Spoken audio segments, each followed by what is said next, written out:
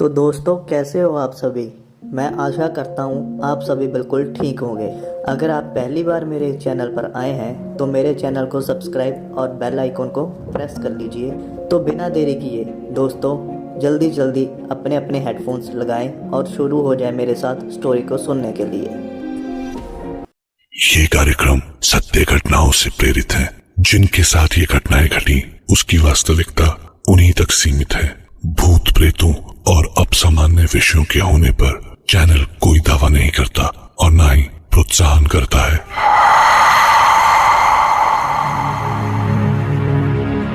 कहते हैं कल्पना हकीकत से ज्यादा बड़ी और अद्भुत होती है, लेकिन सच और सपने के बीच का फासला भी बहुत कम होता है। कई बार हमारे साथ घटी घटनाएं हमारे लिए तो हकीकत होती है, पर औरों के लिए कोरी कल्पना।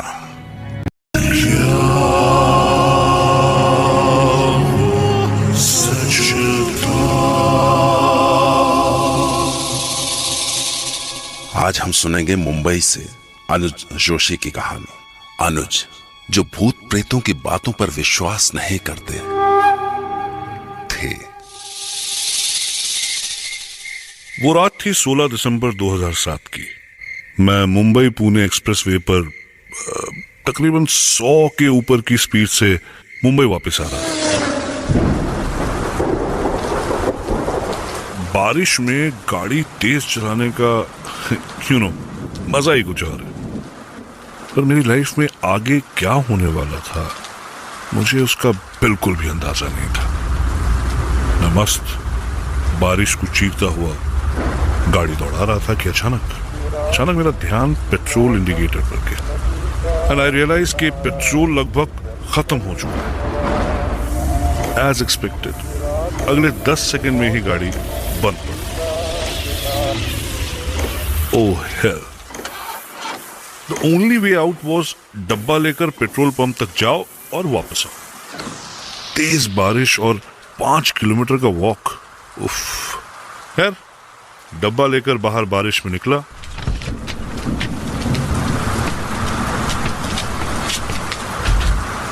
भगवान का नाम लिया और चल।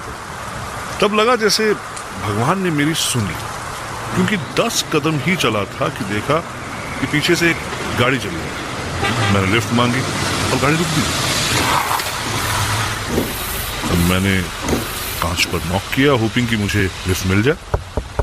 लेकिन जब कांच नीचे हुआ तो पता नहीं क्यों एक अजीब सा डर लगा।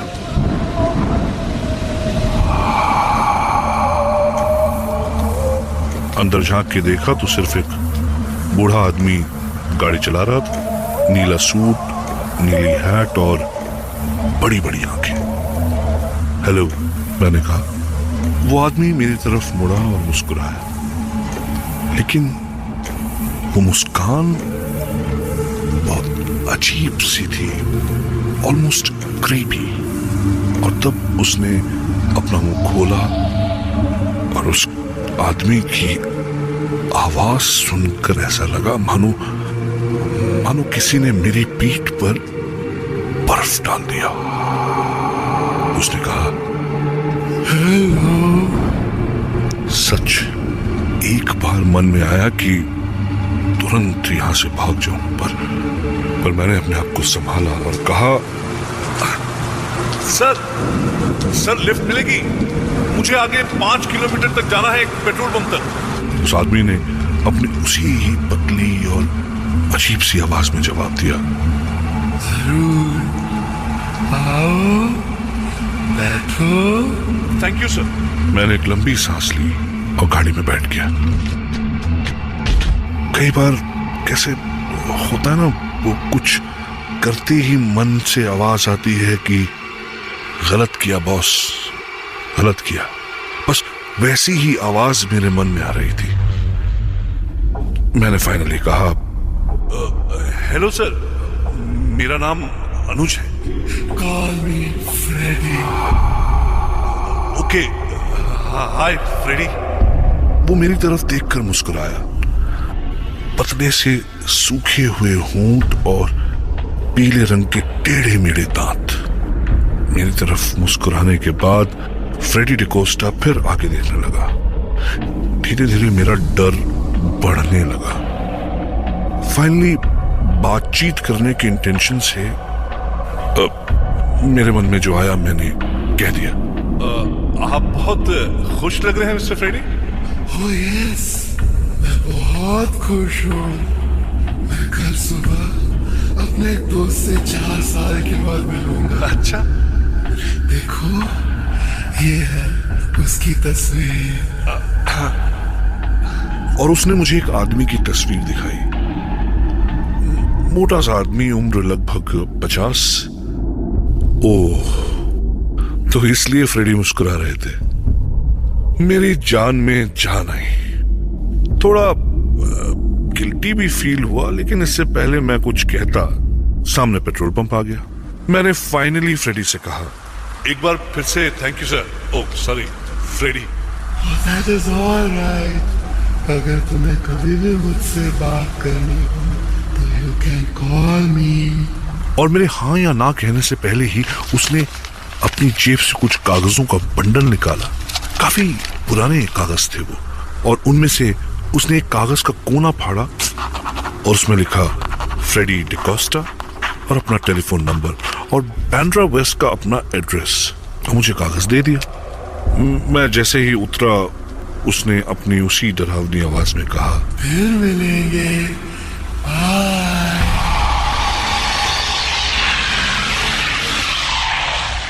और तुरंत कार निकल गई। मैं उसके तुरंत बाद अपने कपड़ों को बचाते हुए पेट्रोल पंप में घुसा। वहां खड़े पेट्रोल अटेंडेंट ने मुझे देखकर पूछा, क्या साहब, आपकी गाड़ी बंद पड़ गई है क्या? हाँ यार, तो अच्छा हुआ कि लिफ्ट मिल गई। लिफ्ट? काय का लिफ्ट साहब? आप कितने दूर से चलते आ रहे? सही मायने में मुझे अब डर लग रहा था। भाई, मैं पेट्रोल पंप के सामने एक गाड़ी से उतरता हूं और पेट्रोल पंप के अटेंडेंट को दिखाई नहीं देता। ये बात बहुत अजीब थी। मैं जैसे तैसे अपनी गाड़ी तक पहुंचा और गाड़ी चलाते हुए फाइनली घर आ गया। अगले दिन सुबह उठकर ऐसे लगा मानो कि सब कुछ सपना था। लेकिन मॉर्निंग न्यूज में कुछ देखा तो सब कुछ याद आ गया। एक प्लेन क्रैश की न्यूज टीवी पर आ रही थी।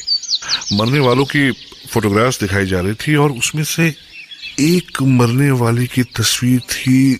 मैं तुरंत पहचान गया उसे। मुझे बहुत बुरा लगा। अरे, ये आदमी तो वही है जिससे फ्रेडी डिकोस्टा 4 साल बाद मिलने वाला था। मैंने तुरंत वो कागज ढूंढा और उस नंबर पर कॉल किया। एक औरत ने फोन उठाया और मैंने कहा कि फ्रेडी डिकोस्टा से बात कर सकता हूँ। तो उस औरत ने गुस्से में कहा, What nonsense? क्या मजाक है ये? और फोन रख दिया। मुझे बड़ा अजीब लगा। मैंने फिर से कॉल लगाया। हेलो, अपनी मालकिन या मालिक को फोन दीजिए। और ये कोई बात करने का तरीका है? सामने से औरत ने मुझसे भी ज्यादा गुस्से में कहा, Do you know? आप मेरे हस्बैंड फ्रेडी डिकोस्टा के बारे में बात कर रहे हैं, जिन्हें मरे 4 साल हो चुके हैं। मुझे अचानक ऐसे लगा जैसे मैं अपनी सीट के अंदर ही धंसता जा रहा हूं। कुछ समझ नहीं आया। गला सूख गया। कल रात जो मुझे मिला, कहीं वो फ्रेडी का। अब सिर्फ एक ही चारा बाकी था कि मैं उसकी बीवी से जाकर मिलूं।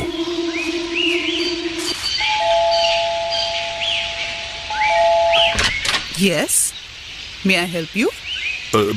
जी, मेरा नाम अनुज है। वो मैंने आपसे फोन पर बात की थी आपके हस्बैंड फ्रेडी के You, तुम जाते हो या मैं पुलिस को बुलाऊं? नहीं, मेरी बात सुनिए प्लीज। मेरा विश्वास कीजिए, मैं कल रात को उनसे मिला था और मेरी उनसे बात हुई थी। I'll call पुलिस अगर तुम इधर से नहीं गया तो। प्लीज मैडम, बात सुनिए। वो उनका कट कुछ 6 फुट का था। वो पतले से बड़ी बड़ी आंखें और उन्होंने वो ब्लू सूट पहना था, ब्लू हैट भी। औरत तुरंत रुक गई, दरवाजा खोला और मुझे देखती रह गई और थोड़ी देर बाद बोली, मैंने दफनाते हुए यही कपड़े पहनाए थे उन्हें। तब उन्होंने मुझे बताया कि 4 साल पहले आज ही के दिन फ्रेडी डिकोस्टा ने खुदकुशी कर ली थी। यानी आज उन्हें मरे हुए 4 साल हो चुके थे। पहले रोज सुबह उठकर मेरे को आई लव यू बोला करता था, लेकिन एक दिन सुबह आई लव यू के बदले उनके मरने की खबर मिली। 4 साल से तड़प रही हूं कि मेरा फ्रेडी फिर मेरे को आई लव यू बोलेगा। I was shocked। ये सब क्या हो रहा है? उनकी वाइफ मुझे उनकी कब्र तक ले गई। मुझे बहुत अजीब और बहुत ज्यादा डर लग रहा था। फ्रेडी के बारे में हर बात मिली, लेकिन एक चीज नहीं मिली, उनकी आवाज। उनकी वाइफ ने कहा कि हाँ, उनकी आवाज तो, मैंने कहा एकदम अजीब सी, पतली सी और फटी हुई सी आवाज थी, राइट? तो उन्होंने कहा नहीं, उनकी आवाज तो मोटी थी। तब अचानक उनका चेहरा एकदम सफेद हो गया और उन्होंने कहा, तुम जानता है मेरा हस्बैंड कैसे सुसाइड किया? अपने गले पे गोली चलाकर। इसीलिए उनकी आवाज। मेरे चक्कर बढ़ते जा रहे थे। तब अचानक उनकी वाइफ ने मुझसे पूछा, पर आपको ये नंबर कैसे मिला? हाँ, उन्होंने मुझे वो कुछ कागजों का बंडल था उनकी जेब में, जिसमें से एक कागज फाड़कर उन्होंने मुझे दिया। अचानक उनकी आंखें और बड़ी हो गई और उन्होंने कहा, किधर है? मुझे वो कागज दे दो अभी, प्लीज मुझे वो कागज दे दीजिए। देखिए इसमें लिखा है फ्रेडी डिकोस्टा, ये फोन नंबर और ये एड्रेस। उस कागज को उन्होंने कुछ ऐसे छुआ जैसे कोई बहुत कीमती चीज हो, और उन्होंने कहा, फ्रेडी आर्मी में था और मैं उसको हमेशा चिट्ठी लिखता था, और ये कागज तो। उन्होंने कागज को पलटा और पीछे उन्हीं के अक्षरों में लिखा था, आई लव यू, और वो रो पड़ी। मैंने वो कागज हाथ में लिया और ऐसे लगा जैसे उस कागज में इलेक्ट्रिसिटी थी।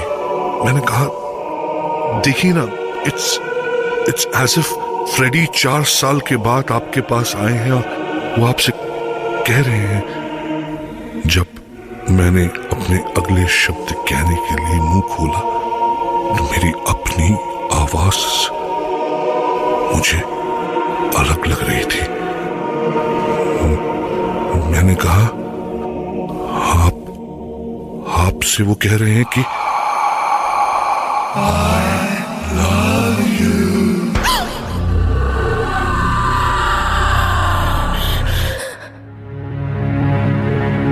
हमारी चेतना पर किसी का जोर नहीं है। सपनों को तो आप बुलाते नहीं हैं, लेकिन वो फिर भी आते। इसी तरह जिंदगी में कुछ पड़ाव भी बिना बुलाए चले आते हैं।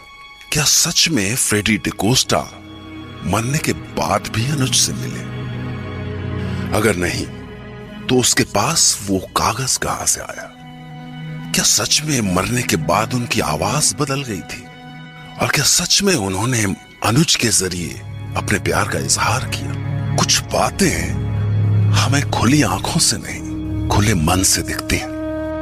ऐसे में दिमाग तो सन्न रह जाता है और मन में सिर्फ एक सवाल दे जाता है,